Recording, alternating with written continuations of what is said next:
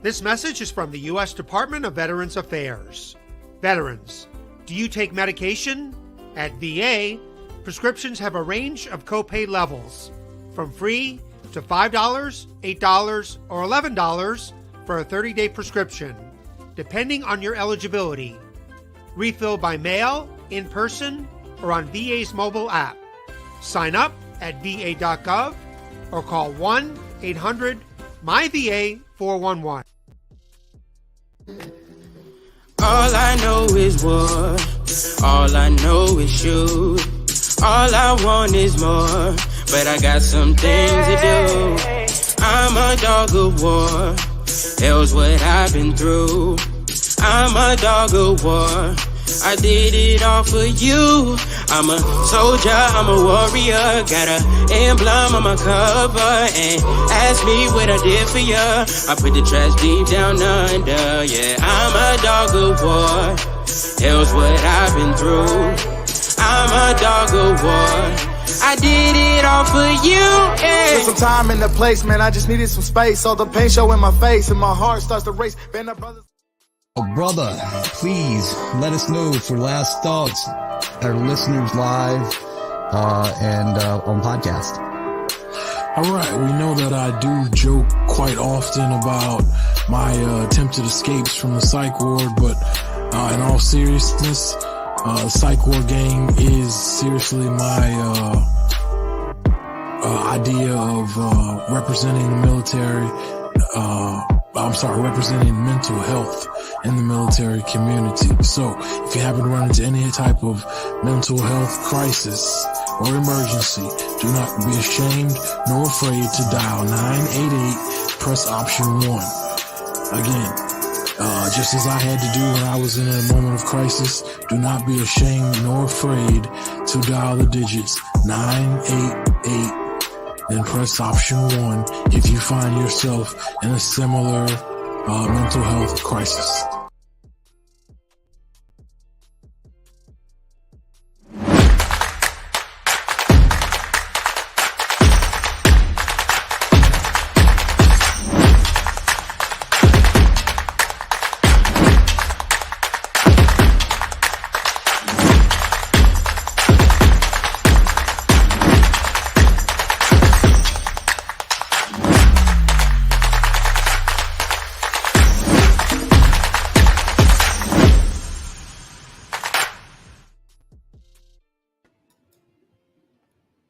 Welcome to the show.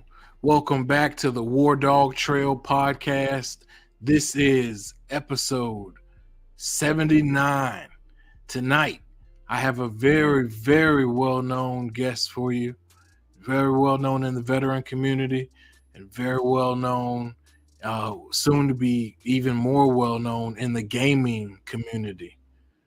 All right, but before I get to him, let's go over some announcements. All right, this show airs every day.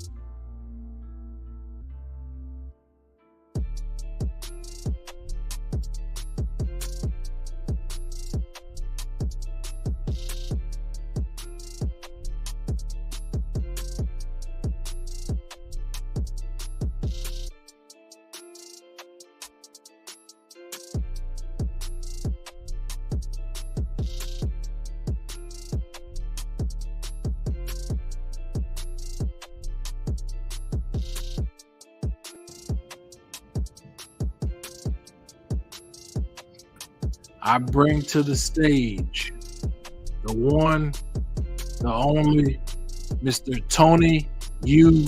Brown. Welcome to the show, boss. What's good, King? Not much. I'm glad we could get you on the show. Thank you, bro. Thank you. What's going on with you? What's going on? How's everybody out there in the world? We good on this end, man. We chilling, surviving one day at a time, just like everybody else, I keep hearing the music. That's why I didn't know you was on yet. Oh, I'm sorry. Let me drop it down some. I try to keep it going a little bit so I feel like I'm in a party atmosphere. For real. And give you a little background to feed off of. What's going on, man? What's going on, world? How's everybody doing? Doing good, though. Doing good, boss. If you don't mind, man, let's jump right in. And I know you have so much going on that people might overlook the fact that you are a veteran. You are an Army veteran.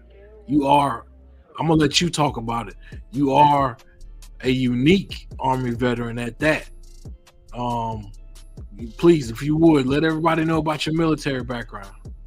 Definitely. I came in the military. Always say I was a man in the military, not too much of a military man, because I joined military at 33 years old, and then I went into 82nd, Airborne, Fort Bragg. Now it's Fort Liberty, of course, but Bragg baby at heart. After my unit got disbanded, I went to 3rd Special Group for support.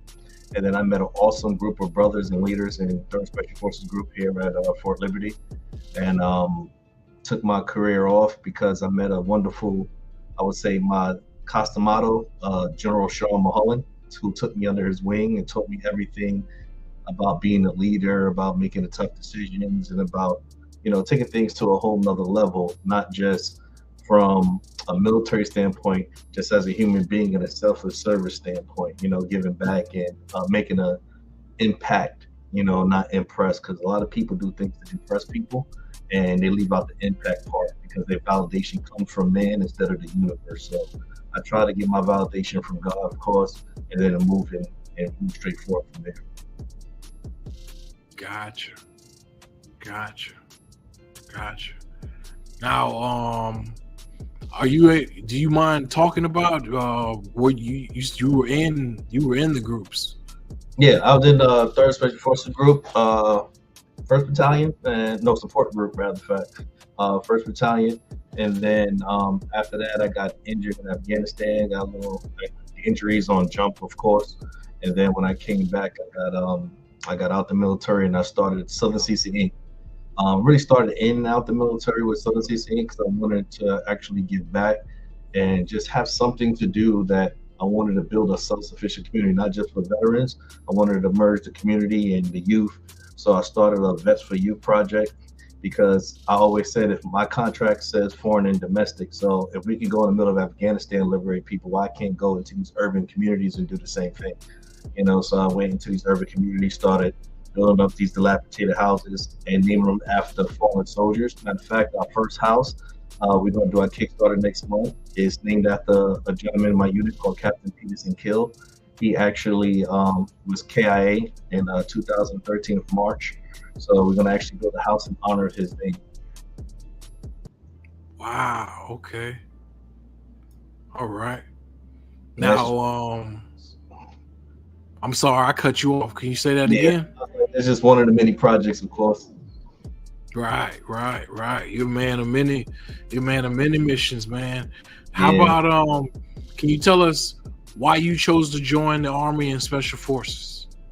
What happened was I went to just join the Army just to find something new and a different path, because my background, I was a troubled youth, getting in trouble with the community a lot, fighting, in and out of jail when I was younger, just didn't find guidance, So as I grew into a man, I wanted something different to humble me a little bit more. So I joined the United States Army, and they had these competitions in Fort Leonard Wood, right?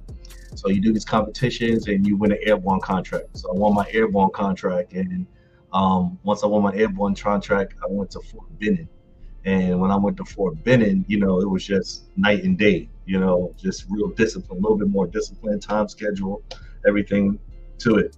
Then after that, Fort, I went to Fort Bragg. And when I went to Fort Bragg, what was good about Fort Bragg, it was, went to 82nd, and it was like real discipline, like, okay, not just be here at this time. Just, it was just more of a family unit, and I understood different cultures coming together in Fort Bragg. So once that got disbanded, I went to group. Group was more like the big boys. You ain't gonna tell you when to get to work. You just know when to get to work, you know. So it was just a little bit more, and then supporting those brothers and special forces. I learned a lot, you know, being at the Rangers, learning how to shoot, move, and communicate, you know. So bros out there are just very educational, inspirational. As you can see here, what I started doing was teaching the dark side of success. That's one of my websites where I show you the how to get around. I would say, you know, having a certain mindset of how do you get around classism, how you get around, you know, because everywhere has classism, everywhere has, you know, some type of cliques and crews and stuff like that. So those are just different speaking engagements that I've done to teach how to think differently on the dark side of success. All right. As a matter of fact, I'm off the dark side of success. Yeah, the dark side of success, what you're showing right now, you know, my book is coming out, is little phrases and little things that I talk about that the average person don't want to talk about. You know, like the first stage of success is letting go. You know, sometimes the biggest part of our success is the fact that we gotta understand not everybody in our family is for us, not everybody that we grew up with is for us. You know, and learning the different, I would say, things that will further you in life, that will let go certain relationships with people that you love, you know, because sometimes we enable people by default because we love and care for them, we want to bring them along so much. But on the other side of things, it's just learning how to separate that part of your life and move on with your journey and walk in your spirit. All right. All right. Do we have an expected time frame or? Summer of 2024. They're actually, my movie's coming out next year too. They call me the man of many hats. So I was blessed. This group of guys wanted to do a documentary, so they did a documentary on that. That's coming out of summer of 2024 as well. So the book and the movie's going to come out a little bit, pretty much the same time. All right then. Now, I'm gonna pull up Black Point BR, but can you talk to us about your game? Yes. Game, which is one of the first of its kind, Black Point BR.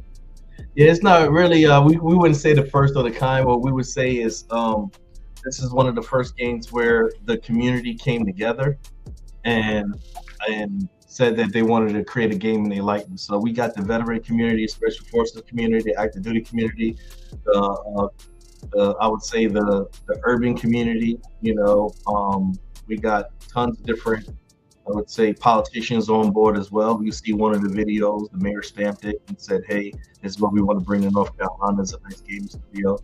So now we just putting things together. I can't give up too much of the IP, but this is definitely going to be a community game. Everybody coming together to build this game and say, "Hey, this is what we want."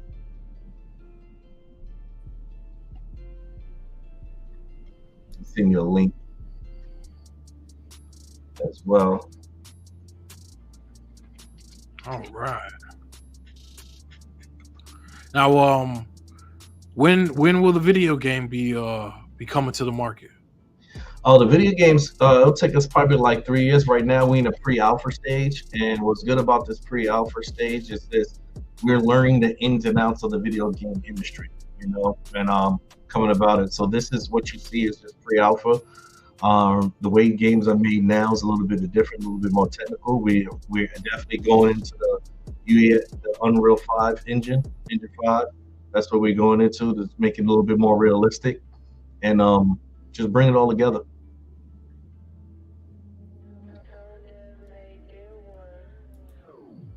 All right. And I'm sorry, as you said, what makes this video game unique is that this actually has input from the Special Forces community, right? Definitely. Some of the guys and the characters that's in there that we are actually going to put in there are Special Forces soldiers, and here at Bragg that they actually came together, said they wanted to be a part of this game. It was a big influence on us, and that influence transferred to the gaming industry. See here, I just sent you a link on it. Nice. All right. Let's talk about now Southern CC Inc. Yes, Southern CC Inc. Southern CC. I'm seeing some links with that, and our UMIS program. Yeah, can we talk about Southern CC Inc. and then talk about the UMIS program? Is that cool? Definitely. Southern CC is a nonprofit organization, also a group of active duty soldiers, veterans. We're here to give back to the community. And then with this community, that's the homes of the fallen and things we're building. What's good about the awareness films as well, when you see the awareness films, what we wanted to do is teach kids how to shoot a movie instead of a gun, and actually teach them how to code and different things like that, but voiceovers, music, and use it as a form of, I would say, mental health services, because a lot of people don't want to come out their safe zone, which is their house. So we teach them how to edit film and do everything from home. So now they can edit film, send it through Lucid or send it through WeTransfer or whatever, and then we just put it together and then we push it out like that. So you can stay in your safe space. Now our UMIS Community Garden, of course, that's here in Fayetteville, North Carolina. And what we do at the UMIS Community Garden, we actually teach classes and courses how to grow natural foods. One of my brothers, Rashad McIntyre, he's in charge of the class. He teaches the microgreens, Chief Warrant 3, matter of fact. Then what I do is come in and teach men's meditation at the UMIS Community Garden. And then after that, we shoot film and different things like that at the garden as well.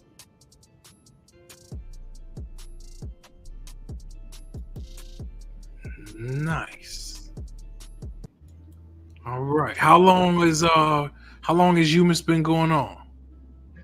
About 2 years. It took me about 9 months to build it. We went out there in the middle of the woods and we just came together and started building out the garden. And when we started building it out, the community started joining us, and then we started teaching the classes. And then once we started teaching the classes, it just grew week by week. And then at the end of the 8 weeks, and what's good about us, we actually teach how to grow from a grow bag. This grow bag is kind of small, so we got a project called Healthy Urban Dining. So if you've got about 60, 70 units or 40 units in an urban community, like a HUD home or something like that, complex, we teach each house how to grow different foods. So we'll have 5 grow squash, 5 grow zucchini, 5 grow kale. And then at the end of the grow season, they all come together and make a meal. Because when I was younger, I got this concept, like if I didn't have bread or I didn't have flour, or what I did was go to my neighbor's house for it. You see what I'm saying? So we want to bring that family essence and that community essence back together. And what's good about that, the garden is, instead of growing broccoli, I switched it up and I said, okay, this group of plants is going to be called Experian, this is going to be called Equifax, and it's going to be called TransUnion. And we're going to learn how to build credit as we grow foods at the same time. Nice. I like that. I really like that. Yeah, and what's unique about our classes too, our classes are autism friendly. So children that's fall on the spectrum there, that's why we got the goats, because they're on the same frequency, and we like to teach outside, outdoors. Cool. All right. Now, what can we expect from? Well, you got so much going on, but what can we expect from you in the future? Next year, like I said, first of the year, first quarter, we actually coming together and getting the Peterson Kill Home done. Once we have that done, part of the first quarter as well, we got a couple of youth together. We're doing a UAFN project, which is with Epic, and we're actually reaching out to Epic in the next 6 weeks or so, and bring the community together and start building up on Fortnite and different things like that, and teach these kids how to code. And then we're moving into the project of the garden meditation session in the garden in the summer. All right, nice. I wanted to ask you about, or not ask you, I'm sorry. I want to give you a compliment and tell you how amazing it is to see all that you've done after being a soldier. Thank you, brother. Not everyone is able to be in special forces and still be as productive as you are. So it's amazing to see the selflessness and to see all the creativity for everything that you got going on. Thank you, brother. You know, like I said, when I went in there as support, I learned so much because I paid attention, and having a mentor like General Sean Mulholland, that really, without him, I probably wouldn't be where I'm at now, because he taught me how to think on a higher level in different retrospects and how to deal with, I would say, different ways of thinking of people, you know. So navigating through that and understanding that, I would say, the negativity comes with the positivity helps a lot, you know, because a lot of people do positive things, you know, looking for positive results, but in certain aspects, the positive stuff you do rubs people the wrong way. So that's when the negativity comes. So it's just weathering the storm and getting through the next level. That's all we do here. All right. Now, that would make, what does that make? One nonprofit for you, or two, or three? One nonprofit. Southern CC is our nonprofit, but we have different branches, because I have Chief Warrant Officer Rashad McIntyre. He's in charge of the Humans Community Garden. I got Daquan White. He's in charge of the Vets for Youth Project. So, you know, it's just having different people run part of the organization. All right. And if I remember correctly from the last show we were on together, you are from the New York area, right? Brooklyn, yeah. Everything? Brooklyn, New York. All day, every day. All right. Brooklyn, New York. Born and raised. We have a Brooklyn Army Special Forces veteran, CEO, philanthropist, activist. You got so many hats to wear, including the nice hat you're wearing now. You got so many hats and roles that you wear, man. I can't even put words to all of them. It's amazing to see, brother. It's watch really out for my amazing to see. Too, man. Number next year is the man of many hats. But for the first quarter, would love to everybody to jump on board for the Captain Peterson Kill Home that we're building out in Fayetteville, North Carolina. We got a ton of surprises that we're going to have for the home too, and for the parents as well. So, you know, let's all get together and salute our fallen soldiers, and, you know, come together and build this home. We'll have a Kickstarter up within like 3 or 4 weeks. Right on.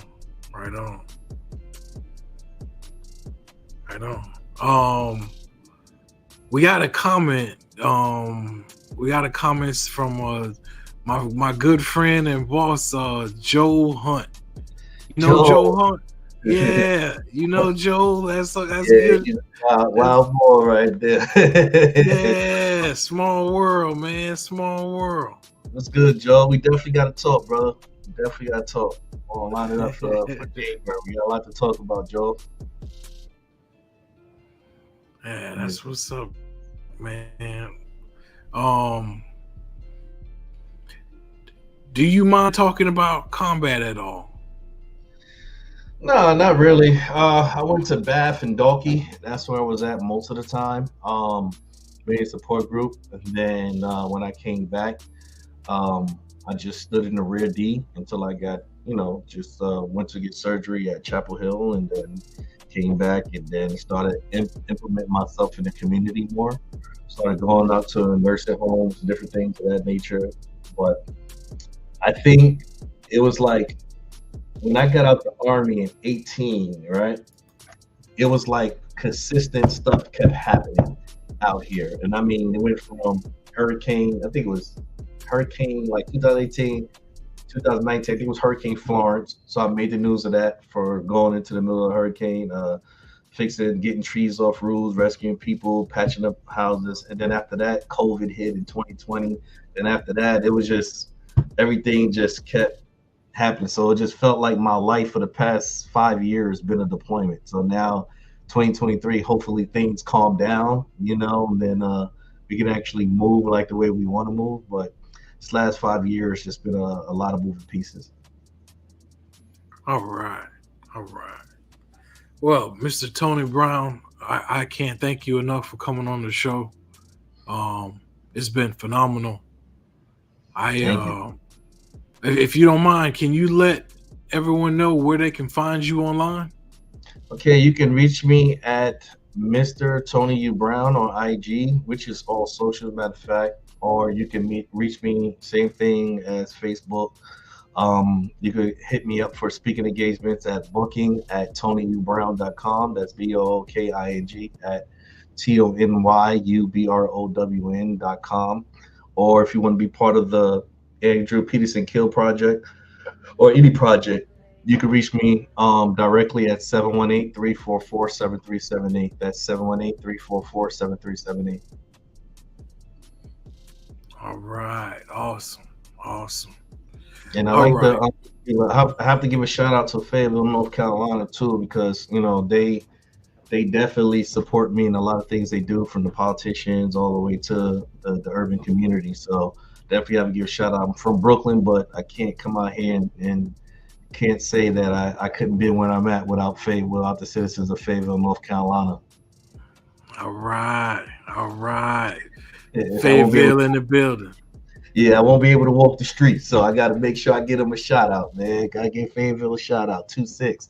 They gotta say so I gotta really. One of my mentees said I gotta start doing that now because it looked like I'm just from New York and I'm just repping New York. Now I gotta give a shout out.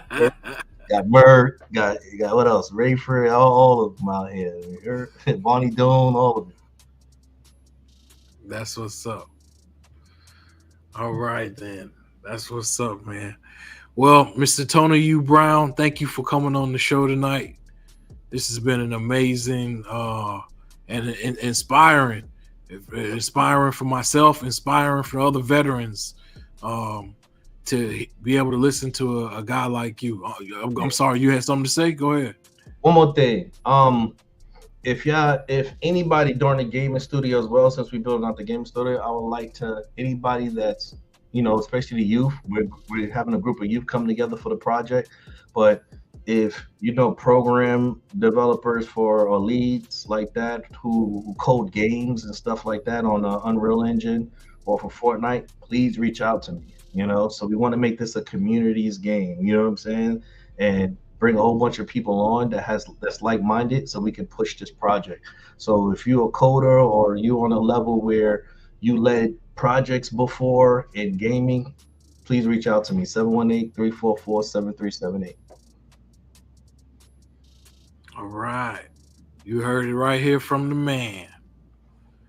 All right, ladies and gentlemen, this has been episode 79 of the WarDawg Trail podcast. I've had on the show Mr. Tony U Brown, Army veteran, CEO, Special Forces soldier, activist, and all around dope individual, man. He's doing all of this after having served in war. Can you understand or comprehend or wrap your head around how amazing it is that he's able to do that and turn himself around to, become the successful individual that he is? It's amazing to see. We appreciate you here in the community, and whether that's in North Carolina or in Brooklyn. I'm sure people are proud to see you doing both. I'm sure people are proud to see you succeeding and making a name for yourself the way you are. Thank you. Like I said, shout out to everybody in Fayetteville, to Brooklyn, Flatbush, and Sean Love. I always want to Sean Love on my people, Sean Loyalty, and Sean Honor on my people. All right. That's what's up, boss. Thank you for coming on the show again. You have a good night, and we will look forward to trying to have you on again in the future. Definitely, brother. Definitely be there. Let's get Joel Hunt, too. All right. That'll work. You have a good night now. You too, King. All right. All right, ladies and gentlemen. This has been the WarDawg Trail, episode 79. This message is from the U.S. Department of Veterans Affairs. Veterans, do you take medication? At VA, prescriptions have a range of copay levels, from free to $5, $8, or $11 for a 30-day prescription, depending on your eligibility. Refill by mail, in person, or on VA's mobile app. Sign up at va.gov or call 1-800-MyVA411.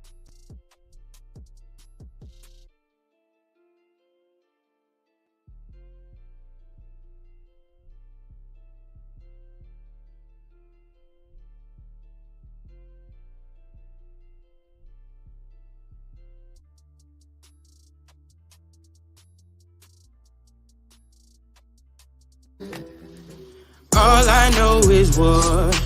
All I know is shoot. All I want is more, but I got some things to do. I'm a dog of war. Hell's what I've been through. I'm a dog of war. I did it all for you. I'm a soldier, I'm a warrior. Got an emblem on my cover. And ask me what I did for ya. I put the trash deep down under. Yeah, I'm a dog of war. Hell's what I've been through. I'm a dog of war. I did it all for you. Yeah. Took some time in the place, man. I just needed some space. All the pain show in my face, and my heart starts to. That's the show for today, everyone. Thanks for listening. We'll be back next week with an all-new show. And remember, you can listen to us again and again. The podcast of this radio show is available right after we go off the air tonight, anywhere that you can get your podcast episodes. And thanks for joining us today. I'd like to take a moment to talk about something close to my heart. Military Broadcast Radio is doing incredible work to support our veterans and bring their voices to the world. They rely on your generous donations and your dedicated volunteer hours to make it happen. I encourage you to consider supporting NBR in any way, form that you can. Use this QR code that's attached to the picture, or you can go to our website at mbradio.us. That's MikeBravoRadio.us to learn more about how you can donate or volunteer even just an hour a week from your home. Help make a difference in the lives of our veterans, because once again, we're all here for you and not for us. We're giving our veterans a voice.